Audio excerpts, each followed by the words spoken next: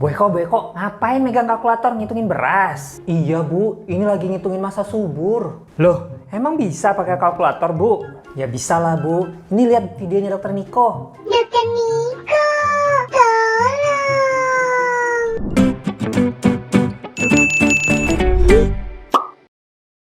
Hai Smart Moms Indonesia, ketemu lagi di channel Dokter Niko. Hari ini kita akan bahas tentang menghitung masa subur yang udah aku janjiin di video sebelumnya. Sebelum lanjut ke cara menghitungnya, aku jelasin dulu tentang bedanya masa subur dan ovulasi. Ovulasi adalah periode di mana pecahnya cangkang sel telur, lalu sel telurnya bisa keluar kemudian dibuahi oleh sperma. Sementara masa subur adalah masa di sekitar masa ovulasi, kurang lebih 3 hari sebelum dan 3 hari setelah, itulah masa subur Anda. Jadi yang terpenting adalah menentukan dulu saat ovulasi yang tepat di siklus haid Smart Moms. Nah, bagaimana cara menentukan masa ovulasi? Begini caranya. Pertama, Smart Moms harus menghitung dulu jarak siklus haid Smart Moms selama 6 bulan terakhir. Jarak siklus haid itu dimulai dari hari pertama haid ke hari pertama haid berikutnya.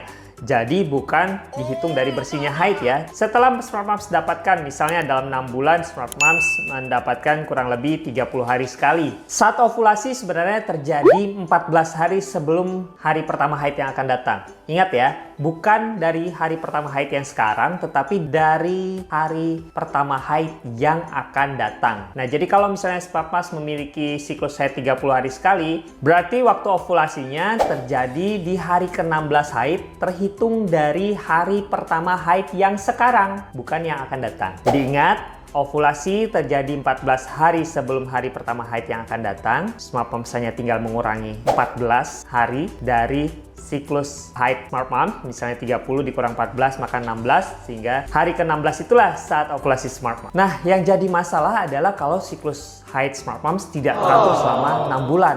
Nah, bagaimana cara menghitungnya? Begini cara menghitungnya. Kita memang akan sulit untuk menghitung masa ovulasi yang tepat. Cara untuk menghitung masa ovulasi yang tepat tentu saja harus melalui pemantauan dengan USG transvaginal di dokter kandungan.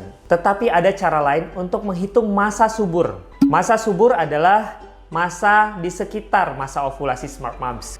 Kurang lebih 3 hari sampai 1 minggu sebelum masa ovulasi dan 3 hari sampai 1 minggu setelah masa ovulasi. Itulah masa subur Smart Moms. Nah, untuk menghitung masa subur siklus haid Smart Moms yang tidak teratur, bagaimana caranya? Smart Moms tinggal mengurangi siklus haid terpanjang dengan 11 dan siklus haid terpendek dengan 18.